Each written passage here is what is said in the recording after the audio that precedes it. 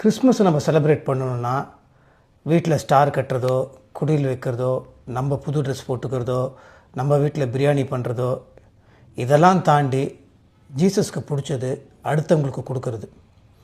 So அடுத்தவங்களுக்கு கொடுக்கறது தான் உண்மையான ஜீசஸோட புள்ளன்னு அர்த்தம். ஏழைங்களுக்கு உதவுறது தான் இயேசுக்கு ரொம்ப பிடிச்ச விஷயம். ஸோ இந்த கிறிஸ்மஸ் அன்றைக்கி நீங்கள் புது ட்ரெஸ்ஸு போடுறீங்களோ இல்லையோ, உங்கள் வீட்டில் பிரியாணி பண்ணுறாங்களோ இல்லையோ, இன்றைக்கி எத்தனையோ அனாதை ஆசிரமங்கள் இருக்குது, பெரியவங்க இருக்காங்க, எத்தனையோ குழந்தைங்க, கேன்சரில் பாதிக்கப்பட்ட குழந்தைங்க, எய்ட்ஸில் பாதிக்கப்பட்ட குழந்தைங்க, படிக்க முடியாத குழந்தைங்க, வசதி இல்லாத குழந்தைங்க, ஸ்கூல் பேக் வாங்க முடியல, ட்ரெஸ்ஸு வாங்க முடியல, இந்த மாதிரி நம்மளை சுற்றி எவ்வளோ பேர் தேவையில் இருக்கிறாங்க. ஏசப்பா மேத்யூ 25 ரொம்ப தெளிவாக சொல்கிறாரு, ஏழைங்களுக்கு தான் கொடுக்கணுன்னு. ஸோ ஜீசஸோட புள்ளியாக இருந்தால் செலிப்ரேஷன் பண்ண தேவையில்லையா? செலிப்ரேஷன்ன்றது ஏழைங்க சிரிப்பில் இறைவனை காணலான்னு சும்மாவாக சொன்னாங்க.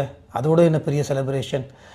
ஒருத்தங்களுக்கு இல்லாதவங்களுக்கு நீங்கள் கொடுக்கும்போது அவங்க சிரிப்பில் இருக்கிற அந்த பிரைட்னஸ் நீங்கள் 1000 ஸ்டாரோ இல்லை சீரியல் லைட்டோ உங்கள் வீட்டில் கட்டினாலும் வரப்போகிறது கிடையாது.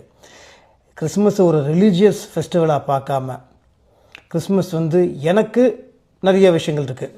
எனக்கு கிறிஸ்மஸ் ரொம்ப ஸ்பெஷல்னு நான் சொல்ல மாட்டேன். ஏன்னா டிசம்பர் 25 தான் ஜீசஸ் பிறந்தார் அப்படின்னு பைபிளில் இல்லை. பட் இது ஒரு ஆப்பர்ச்சுனிட்டியாக நம்ம எல்லாருக்கும் உதவலாமே. கிறிஸ்மஸ் அன்றைக்கி மட்டும் உதவினா போதுமா பிரதர்? கிடையாது, என்றைக்குமே நம்ம உதவணும். உங்கள்கிட்ட இருக்கிற கொஞ்சம் பணமாக இருந்தாலும் பரவாயில்ல, அது 10 ரூபாவாக இருந்தாலும் பரவாயில்ல, 100 ரூபாவாக இருந்தாலும் பரவாயில்ல, அது எவ்வளோ இருந்தாலும் பரவாயில்ல, அது ஏழைங்களுக்கு கொடுங்க.